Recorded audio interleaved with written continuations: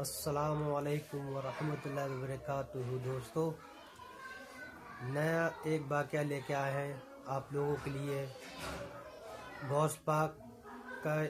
और एक वाक़या एक शेर वाले बाबा का। इसमें एक शेर की कहानी और एक कुत्ते के बारे में एक कहानी सुनाई गई है। आप लोग गौर से सुने।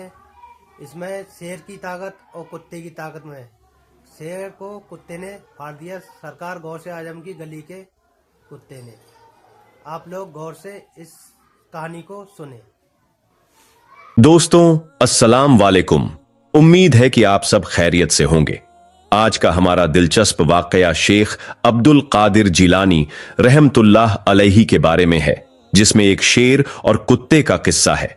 एक शेर ने बहुत गायें खा लीं। आइए इस वाकये की ओर चलते हैं, लेकिन उससे पहले कृपया इस वीडियो को लाइक और शेयर जरूर करें।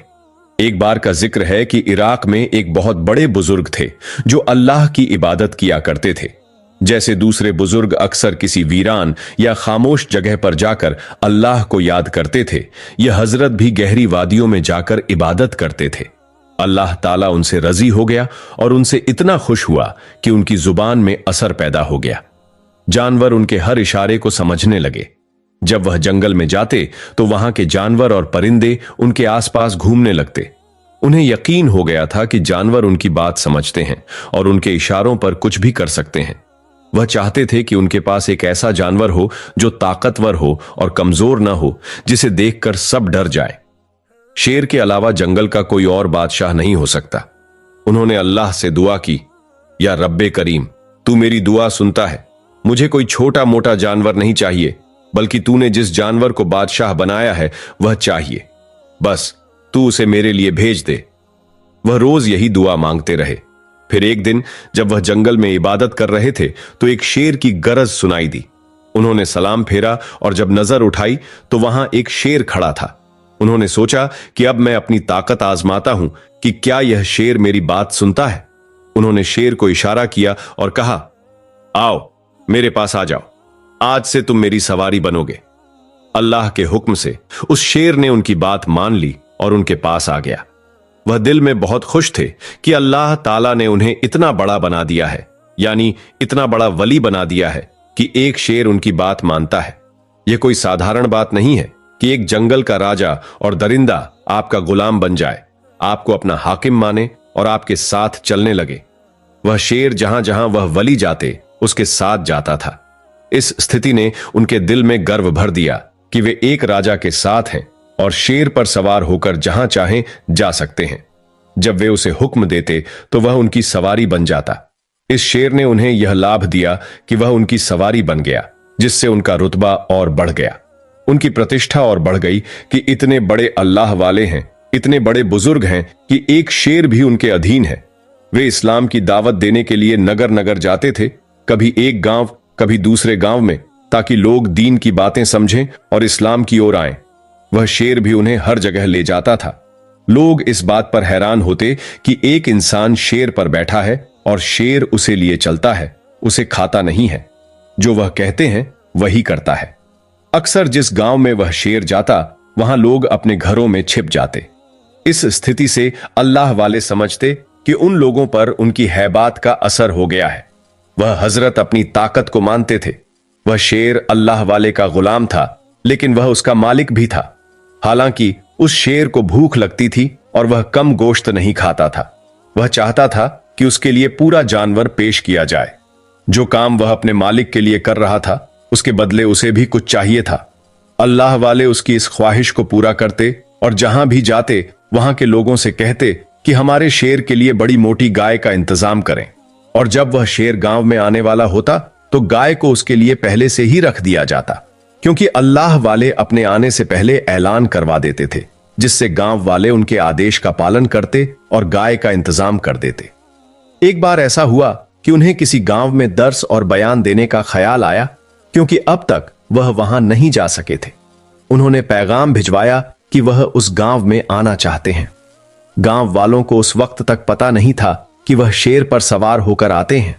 तो गांव वालों में से किसी ने पूछा, क्या हम आपके लिए सवारी भेजें? उन्होंने पैगाम भिजवाया कि नहीं। मेरी सवारी कोई आम सी चीज नहीं हो सकती, बल्कि जंगल का बादशाह मेरी सवारी है, यानी शेर। मुझे किसी और पर सवार होने की जरूरत नहीं है, जो मेरा ताबे है और फरमाबरदार है। बस तुम लोग उसके लिए एक बड़ी, मोटी, ताजी और सेहतमंद गाय का इंतजाम कर देना। गांव वाले बहुत गरीब थे। वहां गुर्बत का यह आलम था कि खुद लोग 2-2, 3-3 दिन तक खाना नहीं खाते थे। अब गाय का नाम सुनकर वे परेशान हो गए। वे तो अदब से हजरत से पूछ रहे थे कि क्या आपके लिए किसी को लेने के लिए भेजा जाए, तो उन्होंने इनकार कर दिया। लेकिन एक दूसरी बात उनके लिए बाले जान बन गई।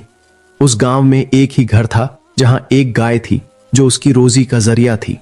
उसी के दूध को बेचकर वह गुजारा करता था, और अगर वह गाय चली जाती तो फिर उनके लिए क्या रह जाता। गांव वाले बड़ी मुश्किल में पड़ गए कि हम क्या करेंगे। अब अल्लाह वाले पूरी तैयारी के साथ शेर पर सवार होकर सफर करने लगे। कई दिन का सफर करने के बाद जब वह उस गांव में पहुंचे तो बड़ी शान और शौकत से शेर पर बैठे हुए थे, और शेर अदब से उन्हें लेकर चल रहा था। जाहिर सी बात है, एक इंसान को शेर पर बैठा देखकर कोई भी उनसे डरता।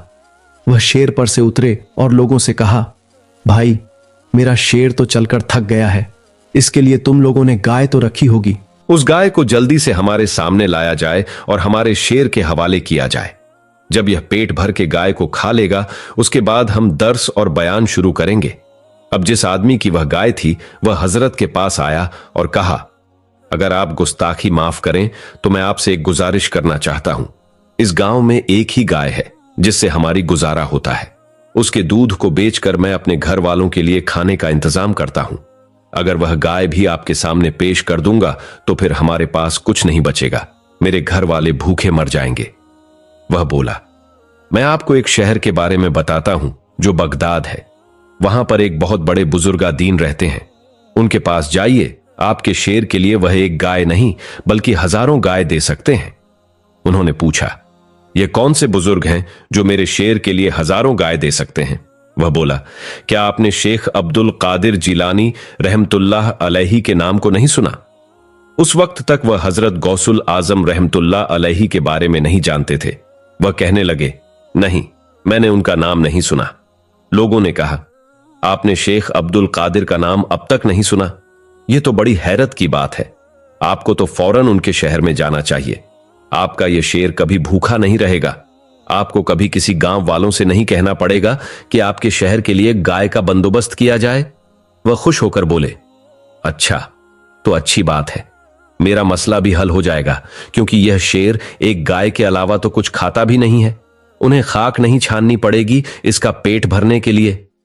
अब उन लोगों ने उन्हें छोड़ दिया और रहम खाकर कहने लगे, चलो, आज तुम्हारी गाय नहीं लेता हूं। तुम इस गाय से अपने लिए खाने पीने का इंतजाम करो और हम अब शहर बगदाद जाते हैं। उन्होंने अपने शेर के पास आकर कहा, चलो, हम बगदाद शहर चलते हैं। तुम्हारे लिए वहां पर बहुत ज्यादा गाय रखी हुई है। कुछ देर के बाद वह दोनों, यानी अल्लाह वाले और उनका शेर, शहर बगदाद की तरफ रवाना हो गए। शहर बगदाद पहुंचने से पहले उन्होंने वहां पैगाम भिजवा दिया था कि एक बुजुर्ग बड़ी दूर से आ रहे हैं, उनके लिए 10 गायें रखी जाएं। पैगाम हुजूर बगदाद शहनशाही दस्तगीर मुहियुद्दीन शेख अब्दुल कादिर जिलानी रहमतुल्लाह अलैही की बारगाह तक पहुंच गया। आपने फरमाया, आने दो, जो जैसा चाहता है वैसा ही होगा। जब वह शहर में दाखिल हुए तो वहां कोई उन्हें पहचान नहीं रहा था। बुजुर्ग को शेर पर बैठा देखकर लोग भी प्रभावित हुए। वह अल्लाह वाले कहने लगे कि यहां कोई शेख अब्दुल कादिर नामी बुजुर्ग हैं, मुझे उनसे मिलना है, मैं उनका मेहमान हूं। लोग तो दस्तगीर सुबहानी के दीवाने थे। उन्होंने कहा, आप उन्हें नहीं जानते कि वह कहां रहते हैं? चलिए, हम आपको उनके पास लेकर चलते हैं। आगे आगे लोग चल रहे थे और हजरत शेर पर सवार थे। अल्लाह वाले उनके पीछे पीछे चल रहे थे। वह लोग कुतुबे रब्बानी महबूबे सुबहानी के आस्थाने के बाहर पहुंचे। आपके दरबार के बाहर लोगों की भीड़ लगी हुई थी। वह हजरत हैरान हुए, ये कौन सी शख्सियत है? मैंने तो अब तक इनका नाम नहीं सुना और यहां पर इतनी भीड़ है। लगता है यह बहुत प्रतिष्ठित हस्ती है। तो क्या मैं भी कोई कम हूं? मुझे पता है कि जब एक शेर मेरी बात सुनता है तो इंसान तो मेरी बात सुनेंगे। वह खुद को बहुत महत्वपूर्ण समझते थे। उन्होंने हजरत गौसे पाक रहमतुल्लाह अलैही के एक मुलाजिम से कहा, जाओ, कह दो कि हम आए हैं। हमारे साथ हमारा ताकतवर शेर है, इसके लिए एक गाय रखी जाए। मैंने सुना है कि यहां से एक नहीं बल्कि हजारों गायें मिल सकती हैं। अब तो हम इस शहर से बाहर जाने का इरादा नहीं रखते। बड़ी उम्मीद लेकर हम यहां आए हैं और हमारे शेर भी काफी भूखा है। वह वहां हुक्म का इंतजार करने लगे। उन्हें एक कुत्ता नजर आया जो काफी देर से वहां घूम रहा था। यह कुत्ता गौसे पाक का पाला हुआ नहीं था, क्योंकि अल्लाह वाले कुत्ते नहीं पालते, लेकिन यह जरूर था कि वह आपके दर की रोटियां खाकर पला था। जो भी रूखी सूखी उसे मिलती वह खा लेता या कोई बची हुई हड्डी उसके आगे डाल देता। कभी कुछ नहीं मिलता तो वह सब्र और शुक्र करता, क्योंकि वह वलियों के सुल्तान की चौखट को छोड़कर कहीं नहीं जाना चाहता था। जब से वह गाय वहां बंधी थी तब से वह उसके इर्द गिर्द घूमता रहता। उस सेहतमंद गाय के खाने का ख्याल हर कोई रख रहा था। यह गौ से पाक की तरफ से फरमान था कि उस जैसी गाय वहां थी भी नहीं। खास तौर पर उसे उस शेर के लिए मंगवाया गया था। कुत्ता बहुत कमजोर था। सोचने की बात यह है कि एक कुत्ता जिसके अंदर खुद जान नहीं थी और जो हड्डियों का ढांचा बना हुआ था, वह एक बीसी गाय का मुहाफिज यानी चौकीदार था। अब वह अल्लाह के वली के बाहर खड़ा था। यह खबर शेख अब्दुल कादिर जिलानी रहमतुल्लाह अलैहि तक पहुंची कि वह साहब आ चुके हैं। आपने हुक्म दिया कि उन्हें ठहराया जाए। आपके आदेश के अनुसार उन्हें मदरसे के पास ठहरा दिया गया। शेर बेचैन था। उसे गाय नहीं दी जा रही थी और उसे बहुत भूख लग रही थी। वह हजरत कहने लगे, मुझे बहुत गुस्सा आ रहा है कि क्या मसला है। मैं जहां जाता हूं फौरन गाय दे दी जाती है, चाहे कोई गरीब हो या नादिर। मेरे शेर के लिए गाय पेश की जाती है, उसकी भूख को पहले मिटाया जाता है, लेकिन यहां मेरे शेर को भूखा रखा गया है। लोगों ने तो इन बुजुर्ग की बड़ी तारीफ की थी कि यहां मेरा शेर कभी भूखा नहीं रहेगा। कोई इनके पास आकर खाली हाथ नहीं लौटता। ये कैसे बुजुर्ग हैं?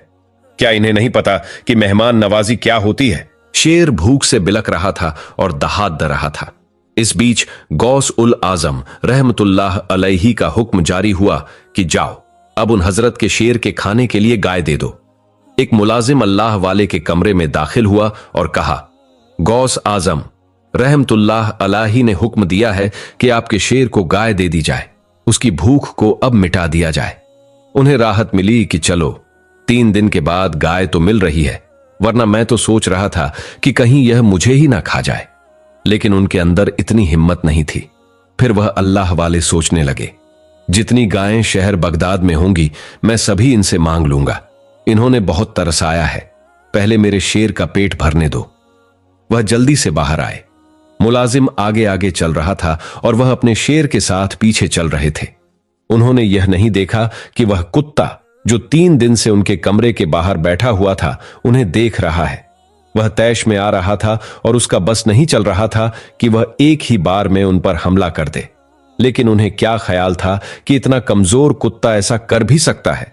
वह कुत्ता उस गाय की हिफाजत करने वाला था और उसे बहुत प्यार से देख रहा था, जबकि शेर को खाने वाली निगाहों से देख रहा था।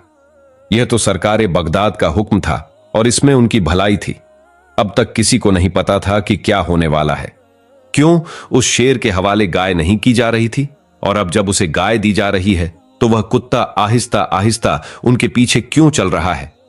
गाय की रस्सी खोल दी गई और उसे शेर के सामने खड़ा कर दिया गया।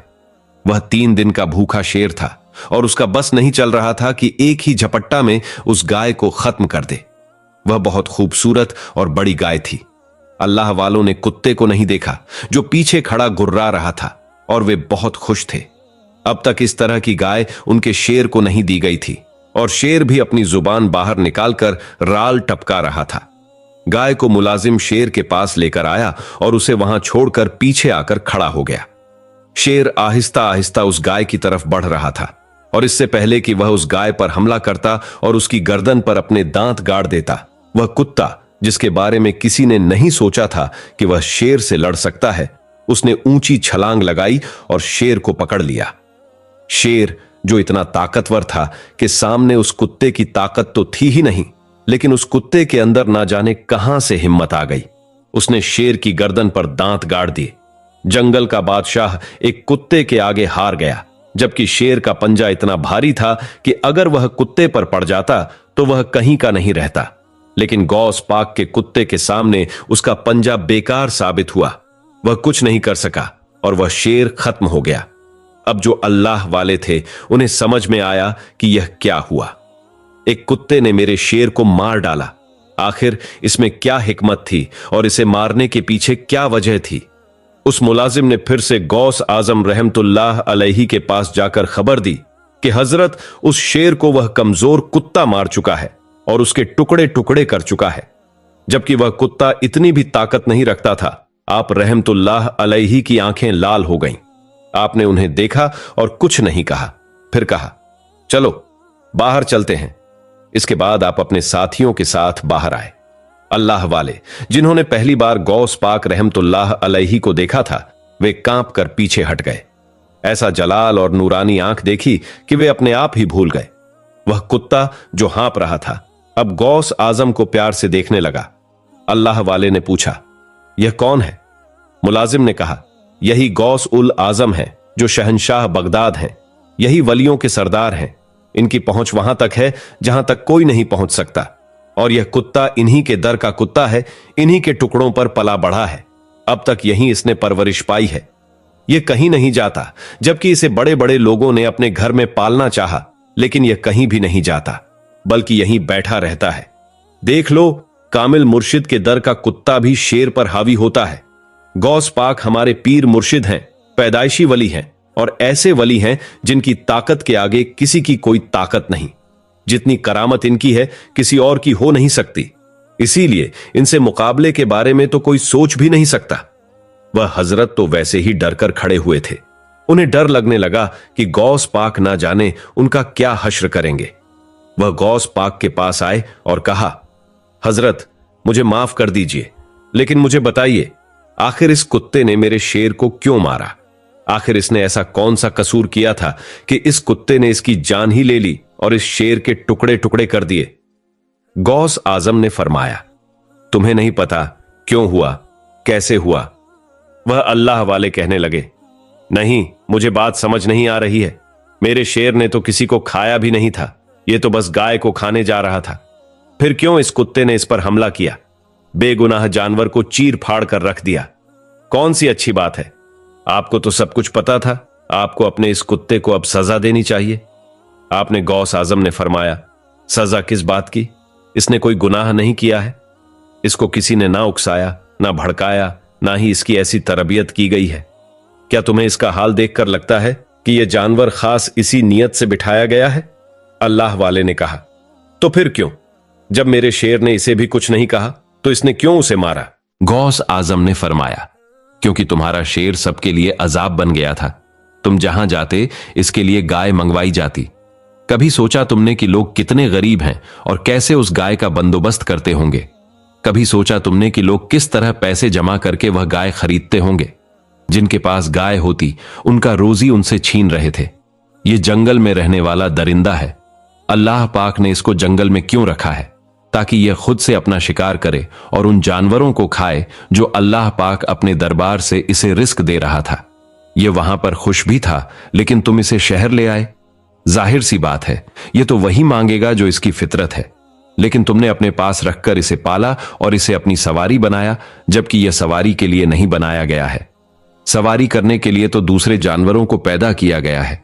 यह शिकार करने वाला जानवर है जो जंगल में रहता है।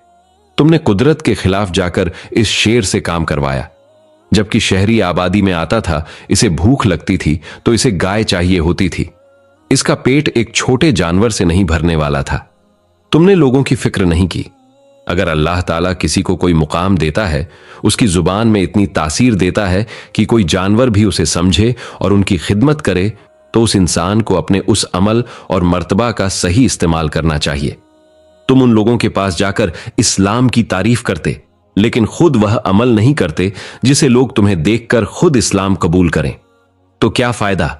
अल्लाह पाक ने तुम्हारी इबादत से खुश होकर तुम्हें यह इज्जत और शोहरत दी कि लोग तुम्हें सुनते थे, तुम उन्हें इस्लाम में लाते थे, लेकिन तुम्हारे शेर की वजह से वह सब लोग तुमसे बेजार हो गए थे। इसलिए उन सब ने तुम्हें यहां इस शहर बगदाद में भेज दिया। तुम यहां इसी नियत से चले आए थे। तुम्हारे जहन में बात थी कि यहां पर तो तुम्हारे शेर के लिए 100 गाय मिलेंगी। मिल भी जाती, कोई नामुमकिन सी बात नहीं थी। लेकिन क्या तुम कभी समझते कि इसको गाय खिलाकर तुम इतना बड़ा नुकसान कर रहे थे? ये गाय जो दूध देती है इंसानों को फायदा पहुंचाने के लिए है। जिस काम के लिए रखा गया है वही काम करें तो अच्छा है। यह शेर जंगल में रहकर अपनी गिजा का इंतजाम करता है। अल्लाह ताला ने इसको वह ताकत दी है, लेकिन तुम इसे शहर में ले आए। तुमने अल्लाह ताला की कुदरत के खिलाफ जाकर उसे भी नाराज किया। तुम बहुत बड़ी गलती कर रहे थे। तुम यहां पर मेहमान बनकर आए तो हमने तुम्हें 3 दिन तो यहां रखा। तुम्हें हमने बताया कि एक जानवर जो शिकार करता है उसे तुमने शहर में आकर इस बात का आदी बना दिया कि वह लोगों की गाय का इंतजार करता है। अगर वह जानवर जंगल में होता तो अपना शिकार खुद ढूंढता और शिकार करके खा चुका होता। जब वह बाहर आया तो भूख से बिलख रहा था, और जब कुछ समझ नहीं आ रहा था तो उसकी ताकत भी कम हो गई थी, क्योंकि वह किसी आम जानवर जैसा नहीं था। हमारा कुत्ता जो बिना खाए भी हमारे पास पड़ा रहता था, जरा सी सूखी रोटी या हड्डी खाकर गुजारा करता था। कभी हमारे आस्ताने से कहीं गया नहीं, जानवरों की पहरेदारी करता था। हमारी मोहब्बत में कभी अपनी जगह नहीं छोड़ी। अल्लाह ताला के हुक्म से इस बेजुबान कुत्ते के अंदर वह जान आ गई कि उसने तुम्हारे ही शेर को तुम्हारे सामने चीर फाड़ कर रख दिया, ताकि तुम सोचो कि जिस ताकतवर जानवर पर तुम सवार हो वह तो एक बेजान कुत्ते के आगे भी कुछ नहीं है। दिलों में हैबत किसी की जानवर पर सवारी से नहीं आती, बल्कि अपने अमल से लोगों के दिलों में मोहब्बत डालो ताकि वे इस्लाम की तरफ आएं। इस्लाम मोहब्बत से फैला है, डर से नहीं, ताकत से नहीं। ऐसा अमल करो कि लोग तुम्हें दुआ दें, न कि तुमसे चिढ़ने लगे। अपने ओहदे को समझो। इंसानों के दिल को जीतना इतना आसान नहीं, लेकिन प्यार से, अच्छे सुलूक से किसी के दिल को अपनी मुट्ठी में कर लेना कोई मुश्किल बात भी नहीं। तो ऐसा काम कर जाओ कि लोग तुमसे मोहब्बत करें, अल्लाह पाक और उसके रसूल की रजा के लिए काम किए जाएं। एक नेक बंदे की जिंदगी का मकसद बस यही होना चाहिए कि वह अच्छे काम करें, इस्लाम की मोहब्बत लोगों में डालें। तो दोस्तों, आपको हमारे प्यारे गौस आजम रहमतुल्लाह अलैहि का सच्चा वाकया कैसा लगा? कमेंट बॉक्स में जरूर बताएं। दोस्तों, आपने बयान आप लोग के लिए यानी भेजा है, आप लोग देखना। इस बयान में एक शेर के बारे में और एक कुत्ते के बारे में। आप लोग इसमें इतनी एक कमजोर कुत्ता होता है, उसमें कमजोर इतनी ताकत नहीं होती है, ताकत भर शेर को यानी फाड़ देता है। तो दोस्तों, ये आप बयान जरूर से जरूर सुने। खुदा हाफिज।